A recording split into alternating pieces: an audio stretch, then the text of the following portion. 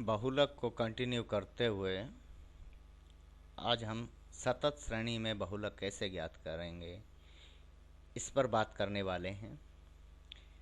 Continuous series आप जानते हैं कि किस तरह की होती है। हमने ये देख लिया कि व्यक्तिगत श्रेणी में तो हम बहुलक निरीक्षण की विधि से या देखकर पता लगा लेते हैं। खंडित श्रेणी में जब आवर्तियाँ यदि नियमित हों तो उस स्थिति में निरीक्षण विधि के माध्यम से बहुलक ज्ञात किया जा सकता है। लेकिन यदि आवर्तियाँ नियमित ना हों और अधिकतम आवर्ती केंद्र में ना हो के और सिरों की तरफ हो या फिर और दूसरी स्थितियां बन रही हों तो फिर हम ग्रुपिंग मेथड के जरिए बहुलक ज्ञात कर लेते हैं। लेकिन सतत श्रेणी में कैसे बहुलक ज्ञात करेंगे इसके बारे में आज हम बात कर रहे हैं। तो सबसे पहले निरीक्षण या फिर समूहन के द्वारा बहुलक वर्ग को निर्धारित किया जाता है। मतलब हमें बहुलक किस वर्ग में होगा ये तय करना होता है सबसे पहले, फिर सूत्र काम में लिया जाएगा। और सूत्र क्या है बहुलक का? क्योंकि हम बहुलक को z से दिखाते हैं तो z equal to L1 plus F1 minus F0 by 2 into F1 minus F0 minus F2 into I। या तो ये सूत्र काम में लीजिए या एक दूसरा सूत्र है, आगे जाके वो मैं बता दूंगा। अब मैंने यहाँ ये L1 लिया है, कई किताबों में ये L होता है, तो इसमें कंफ्यूज होने की ज़रूरत नहीं है। सूत्र के प्रत्येक चर का खुलासा आपको करना होता है तो फिर आपके बात समझ में आ जाएगी। Z वैल्यू ऑफ मोड बहुलक का मूल्य, L1 बहुलक वर्ग की निचली सीमा लोअर लिमिट, F1 अब देखिए हर चीज़ को मैं यहाँ बताया, I वर्गांतर है क्लास इंटरवल, F1 बहुलक वर्ग की आवृत्ति, F0 बहुलक वर्ग से ठीक पहले वर्ग की आवृत्ति है, बहुलक वर्ग से ठीक पहले वर्ग की आवृत्ति, और F2 बहुलक वर्ग के ठीक बाद वाले वर्ग की आवृत्ति है, जस्ट बाद जो आता है उसके वर्ग। ये आपके पास में ये सूत्र है और सूत्र में जो प्रयुक्त जो शब्दावली है, चर हैं, उनका मतलब ये है। तो बहुलक वर्ग अगर आप जान लेते हैं तो इस सूत्र में मान रख देंगे और बहुलक ज्ञात कर लेंगे। यदि बहुलक का मान वर्ग की निचली सीमा से ज्ञात करें तो ये सूत्र काम में आएगा। दूसरा तरीके से भी हम बहुलक ज्ञात कर सकते हैं।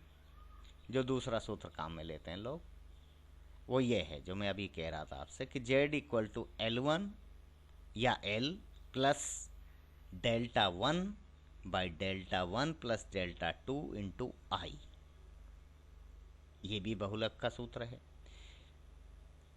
अब L1 तो आपको पता है कि लोअर लिमिट है, बहुलक वर्ग की निचली सीमा है। डेल्टा 1 क्या है? डेल्टा 1 है जो F1 माइनस F0 और डेल्टा 2 F1 माइनस F2 है। ये आप ध्यान रहे। अब ये जो है आपने इनके मान रख दीजिए, वही उसी सूत्र में पहुंच जाएंगे। L1 plus F1 minus F0 by F1 minus F0 delta 1 की जगह प्लस ये डेल्टा 2 की जगह F1 minus F2 into I। वर्गांतर से तो ये गुणा हो ही रहा है।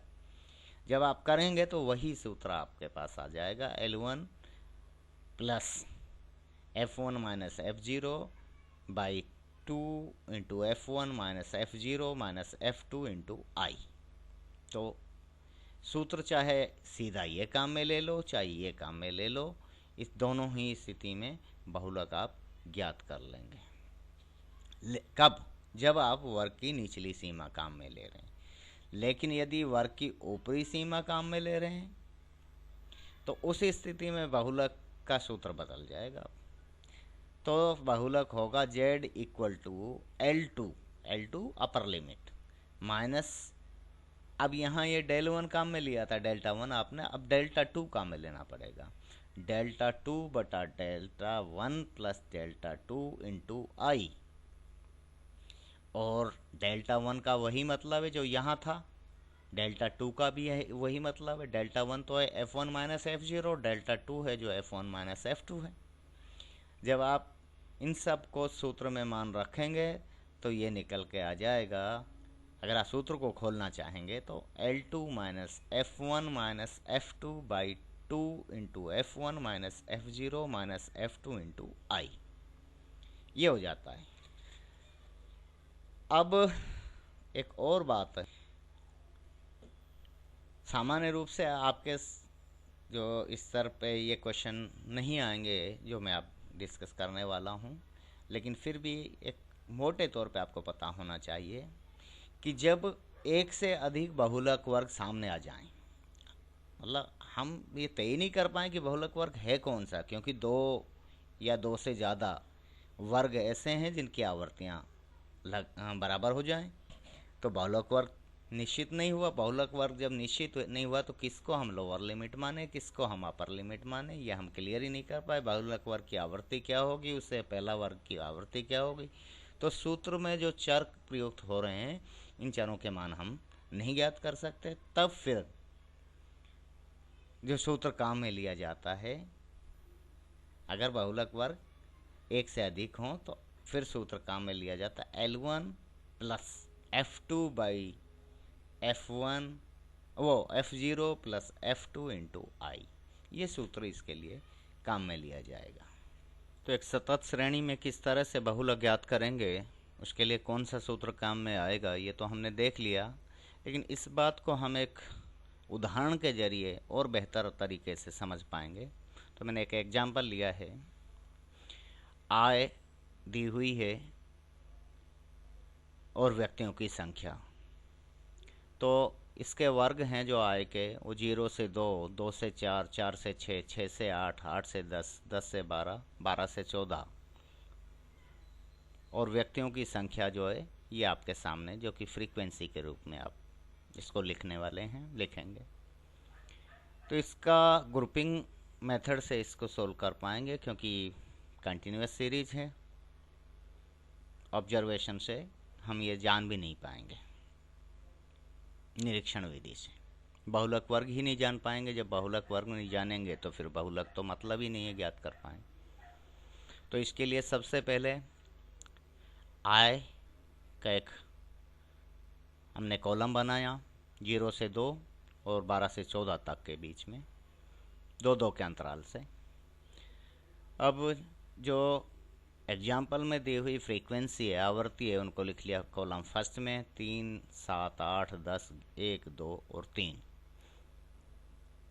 कॉलम सेकंड में क्या करना, अब ये आपके जैसे जैसे आप प्रैक्टिस करेंगे ये आपके अपने आप याद रहना शुरू हो जाएगा कि कॉलम सेकंड में हम करते हैं, ये हैं कॉलम सेकंड में। कॉलम फर्स्ट में तो हमने दी हुई आवृत्तियों को लिख लिया है, कॉलम सेकंड में हम क्या करते हैं, कॉलम सेकंड में जैसा कि आपको पहले बताया था, ग्रुपिंग मेथड में ये करते हैं कि हम कॉलम फर्स्ट में जो फ्रीक्वेंसीज़ हैं इनके पेयर्स बनाते हैं 2-2 के, और उनका टोटल कॉलम सेकंड में लिखते हैं। तो 3 और 7, 8 और 10, इस तरह से ये ग्रुप बन जाएंगे, इनके या पेयर बन जाएंगे।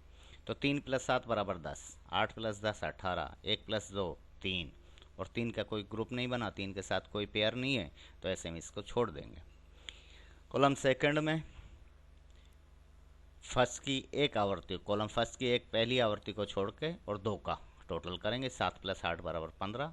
अब ये 7, ये ध्यान रखना ये किसके सामने लिखा है, सामने ही लिखना है, इनके सामने, भाई इन्हें आपको पता होनी चाहिए, तभी तो बहुलक वर्ग, भाई इससे हमें बहुलक वर्ग जानना है, बाकी तो बहुलक सूत्र से निकालेंगे। तो जब हम इधर उधर लिख देंगे तो फिर हमारी कन्फ्यूजन हो जाएगा हमारे कि भाई हमने कौन सा वर्ग के सामने कौन सी आवर्ती लिख दी। खैर 8 और 10, 7 और 8 15, 10 और 1 11, और 2 और 3 का योग 5। ठीक है। कॉलम फोर्थ में क्या करेंगे कि तीन तीन आवर्तियाँ, पहले वर्ग की तीन तीन आवर्तियों का पेयर बनाएंगे और उनका जोड़ लिख देंगे। 18, 3 7 और 8 का टोटल 18, 10 1 2 का टोटल 13। इन्हीं के सामने लिखाना है, बार बार कह रहा हूँ इस बात को।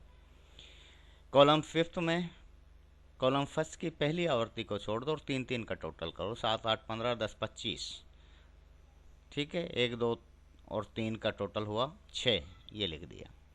कॉलम सिक्स में क्या करेंगे कि शुरू की दो आवर्तियाँ छोड़ देंगे पहले कॉलम की और फिर उनका तीन तीन का टोटल करेंगे। तो 8 10 और 1, 8 10 18 1 19 और बाकी कोई पेयर बन नहीं रहा तो यहीं ख़त्म हो जाता है। अब देखिए अधिकतम आवर्ती किस वर्ग के सामने वो हम लिखेंगे। हर कॉलम का जो है अधिकतम आवर्ती लिखनी है।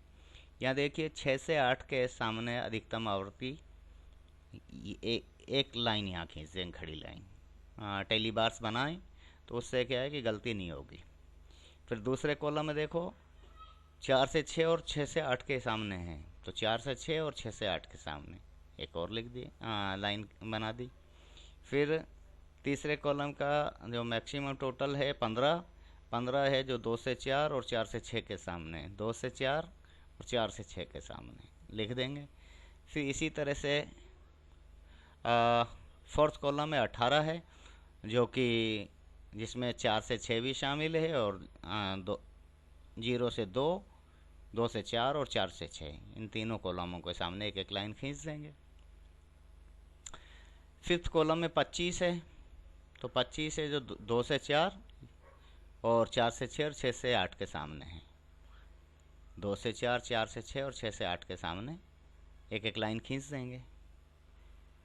फिर सिक्स्थ कॉलम है जो शुरू की दो आवर्तियों को छोड़ दो, 8 10 और 1 का टोटल है, तो 4 से 6 के सामने एक लाइन हो जाएगी। 4 से 6 के सामने एक खींचेंगे तो ये पांचवी लाइन हो गई, ये इनको काटती हुई होनी चाहिए। और 4 से 6 के सामने, फिर 6 से 8 के सामने एक लाइन, 4 हो गई इसमें, और 8 से 10 के सामने एक लाइन, तो ये हो गई। तो अधिकतम आवर्तियाँ हमने लिख ली। अब इनको लिखिए यहाँ पे, ये तो टेली बार्स हैं, इनको अंकों में बदल दीजिए। तो 0 से 2 के सामने अधिकतम आवर्ती एक ही बार आई है, और 2 से 4 के सामने 3, 4 से 6 के सामने 5 बार आई है, और 6 से 8 के सामने 4 बार आई है। तो अधिकतम आवर्ती है जो 4 से 6 वर्ग के सामने है, ठीक है। तो बहुलक वर्ग तय हो गया, 4 से 6 हुआ। क्यों हुआ? क्योंकि अधिकतम आवर्ती इसकी है। तो बहुलक वर्ग 4 से 6 है। अब बहुलक वर्ग की ये लोअर लिमिट L1 जो है 4 है, L2 6 हो गई। बाकी चीज़ें बहुलक वर्ग की आवर्ती, बहुलक वर्ग से पहले की वर्ग की आवर्ती, बहुलक वर्ग के ठीक बाद वाले वर्ग की आवर्ती, वो सब आप आराम से निकालें। बहुलक वर्ग की आवर्ती 8 है, इससे ठीक पहले वाले वर्ग की आवर्ती 7 है, इससे ठीक बाद वाले की आवर्ती 10 है, और क्लास इंटरवल 2-2 है। तो ये आपने सारे चरों के जो मान निकाल लिए, सूत्र में मान रख दीजिए। सूत्र क्या है? Z = L1 + F1 - F0 / 2 × F1 - F0 - F2 × I। यही तो सूत्र है। अब L1 4 है तो 4 लिख दिया, प्लस बहुलक वर्ग की आवर्ती 8 है, 8 लिख दिया। बहुलक वर्ग से ठीक पहले वाले वर्ग की आवर्ती 7 है, 7 लिख दिया। बटा में 2 गुणा बहुलक वर्ग की आवर्ती F1, 8 लिख दिया। इसे ठीक पहले वाले वर्ग की आवर्ती माइनस में, और उससे ठीक बाद वाले वर्ग की आवर्ती भी माइनस में, तो वो भी आपने लिख दिया, इनटू क्लास इंटरवल जो कि आई है। तो 4 प्लस, अब 8 - 7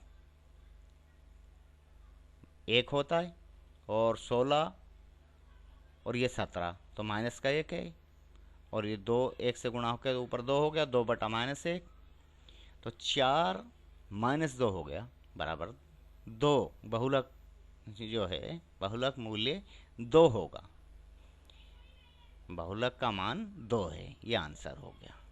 तो इस तरह से आप जो है सतत श्रेणी में बहुलक ज्ञात कर सकते हैं। एक और उदाहरण अगर आप लें तो एक और उदाहरण ले लेते हैं। चलो, अब यहाँ मध्य मान लिया है, मिड वैल्यू ली है, मध्य मूल्य। आपने ये ग्रुप नहीं लिए हैं, वर्ग नहीं लिए हैं, बल्कि मिड वैल्यू लिए और फिर फ्रीक्वेंसी लिए। तब कैसे बहुलक ज्ञात करेंगे? एक नई चीज़ आ गई साहब, आपको एग्जाम में ये दे दिया और वर्ग दिया नहीं है, सतत श्रेणी सामने नहीं है आपके, तो फिर कैसे करें? तो इसको सतत श्रेणी में बदल लेंगे। वो कैसे करेंगे? इसके लिए देखो, सबसे पहले तो हम क्या करें, बहुलक वर्ग। अब ये जो है मिड वैल्यू होती क्या है भाई? L1 प्लस L2 बाई 2 होती है। तो ये जो वर्गांतर है, इनमें जो अंतर है किसका है? 10-10 का अंतर है। इसमें जो मिड वैल्यू है, इसमें से 10 घटाइए तो निचली सीमा आ जाएगी, और इसमें 10 जोड़ दीजिए, वर्गांतर जोड़ दीजिए तो ऊपरी सीमा आ जाएगी। तो 15 माइनस 10 बराबर 5, और 15 प्लस 10 बराबर, नहीं नहीं नहीं नहीं, एक मिनट, इसको थोड़ा सा रोकिए। हाँ, तो इसके लिए सबसे पहले तो हम क्या करेंगे, इसको सतत श्रेणी में बदलेंगे। जो मिड वैल्यू है, इससे बहुलक वर्ग ज्ञात करेंगे। तो ये करते हैं कि जो मध्य मान है, ये होता क्या है? L1 प्लस L2 बाई 2 होता है, lower limit plus upper limit by 2। और अगर इससे हम लोअर लिमिट ज्ञात करना चाहें तो चाहो तो आप वहाँ से कर लीजिए, अदरवाइज़ दूसरा तरीका ये है कि ये जो 15 है, मध्य मान है, इसमें से वर्गांतर बटा 2 घटा दीजिए तो लोअर लिमिट आ जाएगा, और वर्गांतर बटा 2 जोड़ देंगे तो अपर लिमिट आ जाएगा। तो ऐसा करेंगे तो 15 माइनस 10 बटा 2 बराबर 10, 10 बटा 2 मतलब 5, तो 15 माइनस 5 बराबर 10, और 15 प्लस 5 बराबर 20। तो 10 से 20 एक वर्ग आया। इसी तरह से 20 से 30 दूसरा वर्ग हो जाएगा। तो इस तरह के ये वर्ग बन जाएंगे। ठीक है, तो वर्गांतर बना लीजिए। 10 से 20, 20 से 30, और 80 से 90 तक ये वर्ग बन रहे हैं हमारे। तो ये प्रक्रिया करने के बाद में फ्रीक्वेंसी कॉरेस्पॉन्डिंग जो आवृत्तियां हैं, संबंधित जो आवृत्तियां हैं, उनको लिख देंगे जो कि हमारे क्वेश्चन में दी हुई हैं। 5, 9, 13, 21, 20, 15, 8 और 3। देखो, बाकी प्रक्रिया तो वही रहेगी। यहाँ महत्वपूर्ण चीज़ क्या है कि आपको मध्य मूल्य से और वर्ग बनाने हैं, बस ये महत्वपूर्ण है। यहाँ कंफ्यूज नहीं होना है कि सीधे इसी में उलझ जाओ, क्योंकि हमें वर्ग चाहिए। जब बहुलक वर्ग तय हो जाएगा तो बहुलक के सूत्र में मान रखकर हम बहुलक का मान ज्ञात कर पाएंगे। तो इसके लिए इसको सबसे पहले वर्गों में बदलिए। वर्गों में बदलने का मैंने आपको बताया कि जैसे 25 माइनस 5 बराबर 20 निचली सीमा, और 25 प्लस 5 बराबर 30 ऊपरी सीमा हो गई। इसी तरह से 85 में से 5 घटाइए 80, और 5 जोड़ दीजिए। क्योंकि 5 क्यों जोड़ रहे हैं भाई? क्लास इंटरवल है, यहाँ 10 है, 10 का अंतराल है। क्लास इंटरवल नहीं कह सकते, इसको अंतराल कह आएंगे हम। तो यह अंतराल 10 है, तो इसको 10 बटा 2 जब आप माइनस करेंगे तो लोअर लिमिट, और प्लस करेंगे तो अपर लिमिट आ जाएगा। बाकी फिर प्रक्रिया जो है वही चलनी है।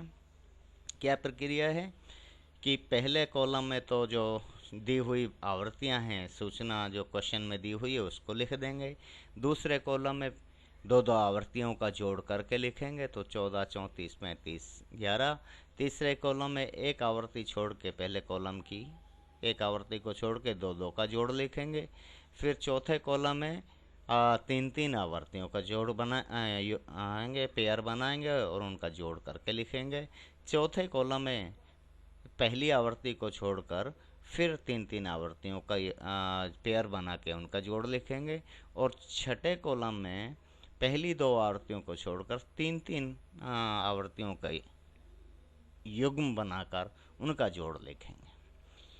ये 6 कॉलम हम कंप्लीट कर लेंगे। फिर एक 7वां कॉलम हम बनाएंगे जिसमें ये जानेंगे कि अधिकतम आवर्ती कौन से वर्ग में है।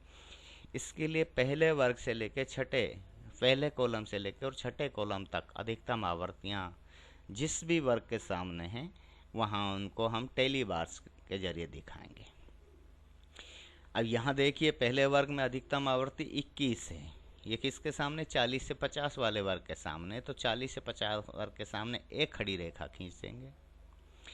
दूसरे कॉलम में जो टोटल मैक्सिमम टोटल किसका है? ये 35 है मैक्सिमम टोटल, और ये लिखा है 50 और 60 और 60 और 70 वाले वर्ग के सामने, यानी इन दो आवर्तियों का जोड़ है जो कि इनके सामने है। तो इनके सामने जो है एक एक खड़ी रेखा खींच देंगे। इसी तरह से हर कॉलम का और 6 कॉलम तक ऐसा जाएंगे। अब यहाँ क्या हो रहा है? यहाँ देखो हमारे सामने प्रॉब्लम आई। 2 वर्ग ऐसे आए हैं, एक तो 40 से 50 वाला जिसकी जो टेलीज की भी बात करें तो 4 तो ये खड़ी और एक इनको काटती हुई, और 50 से 60 में भी ऐसा ही, यानी 5-5 आए हैं दोनों के मूल्य। अधिकतम आवर्तियाँ 5-5 बार हैं जो 40 से 50 और 50 से 60 में। तो फिर बहुलक वर्ग कौन सा हुआ? ये आ गई समस्या साहब। अब बहुलक वर्ग हम तय नहीं कर सकते सीधा तो फिर इसके लिए आवृत्ति घनत्व परीक्षण करना पड़ता है। देखिए मैं फिर भी बोल रहा हूँ फिर से कि इस तरह के क्वेश्चन सामान्यतः सेकेंड ईयर के विद्यार्थी के लिए नहीं होते हैं। उच्चतर कक्षाओं में ये क्वेश्चंस बिल्कुल आ सकते हैं और आते हैं, लेकिन कोई विद्यार्थी अगर समझना चाहे तो उसके लिए, क्योंकि सिलेबस का हिस्सा तो है बहुलक और बहुलक से संबंधित सारी चीज़ें हमें बतानी हैं, तो एक जिज्ञासु विद्यार्थी के लिए उसे जानना चाहिए कि किस तरह से जब बहुलक वर्ग का निर्धारण संभव ना हो तो फिर कैसे बहुलक का मान ज्ञात करें। तो उसके लिए आवर्ती घनत्व परीक्षण करते हैं और उस परीक्षण के द्वारा बहुलक वर्ग का निर्धारण किया जाएगा। तो 2 वर्ग हैं बहुलक के हमारे सामने जो निकल के आए, एक तो 40 से 50 वाला है और एक 50 से 60 वाला है। अब तुलना करेंगे दोनों की। बहुलक वर्ग की आवर्ती कितनी है? 40 से 50 की आवर्ती 21 है और बहुलक वर्ग 50 से 60 वाले वर्ग में आवर्ती 20 है। लिख दी साहब। बहुलक वर्ग की आवर्ती F1 से जिसे दिखाते हैं, है ना।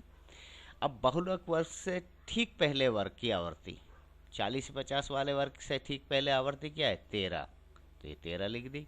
और 50 से 60 वाले की 21, ये 21 लिख दी। और ठीक बाद वाले वर्ग की आवर्ती तो इसकी 20 और इसकी 50 से 60 वाले की 15 लिख दी। अब इनका टोटल कीजिए।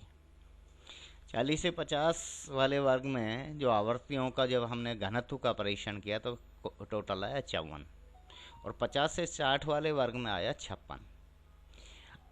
अब देखो बिल्कुल साफ आ गया, बहुलक वर्ग 50 से 60 वाला होगा। क्यों? क्योंकि घनत्व परीक्षण में आवर्तियों का जो घनत्व इसमें अधिक है, परंतु इससे पहले वाले वर्ग की आवर्ती इसकी आवर्ती से अधिक है, 50 से 60। बहुलक वर्ग 50 से 60 है, लेकिन इससे पहले वाला वर्ग कौन सा है? 40 से 50 है और इसकी आवर्ती 21 है, इससे ज़्यादा है। इसलिए वैकल्पिक सूत्र से बहुलक ज्ञात करेंगे। तो जो दूसरा सूत्र जो हमने बताया था आपको कि जब बहुलक वर्ग से पहले वाले वर्ग की आवर्ती अगर उससे अधिक हो तो फिर हम इस सूत्र को काम में लेंगे। तो फिर ये सूत्र है वो, इसके ज़रिए अब सिंपल वाला नहीं कर सकते आप L1 plus F1 minus F0 या डेल्टा 1 बटा डेल्टा 1 प्लस डेल्टा 2 इंटू आई वाले सूत्र से आप बहुलक नहीं ज्ञात कर सकते। इसके लिए ये सूत्र काम में लेना पड़ेगा। तो Z equal to L1 plus F2 by F0 plus F2 into I. अब इन वेरिएबल्स के नाम तो आपको पता ही है कि F2 बहुलक वर्ग के बाद वाले वर्ग की आवर्ती है और F0 बहुलक वर्ग से पहले की आवर्ती है और F1 बहुलक वर्ग की आवर्ती है। तो ये सारी चीज़ें आपको पता है। आई क्लास इंटरवल है, L1 बहुलक वर्ग की निचली सीमा है।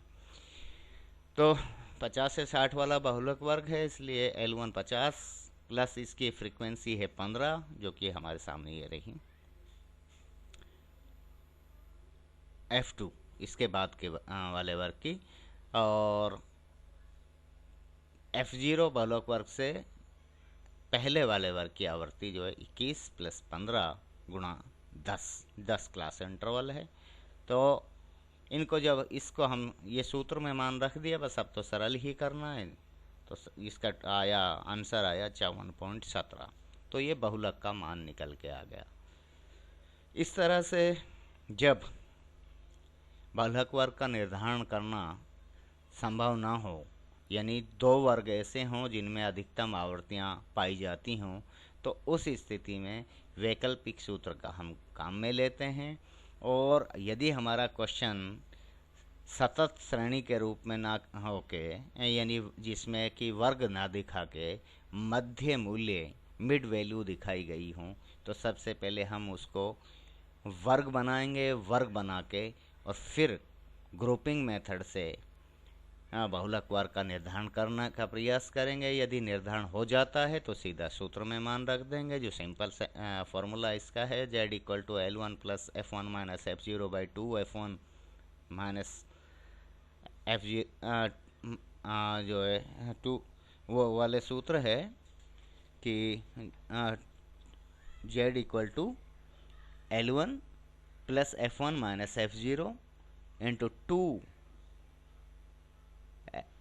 F1 - F0/2 × F1 - F0 - F2 × I, वो वाले सूत्र मान रख देंगे।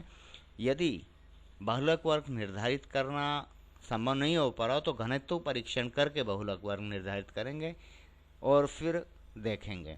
फिर एक और समस्या आती है कि अगर बहुलक वर्ग से ठीक पहले वाले वर्ग की आवृत्ति ज़्यादा है, जैसा यहाँ है कि बहुलक वर्ग तो 50 से 60 है, इसकी फ्रीक्वेंसी 20 है और इससे पहले वाले वर्ग की फ्रीक्वेंसी 21 है, तो उस स्थिति में वैकल्पिक सूत्र जो हमारा है उसके ज़रिए बहुलक ज्ञात करेंगे।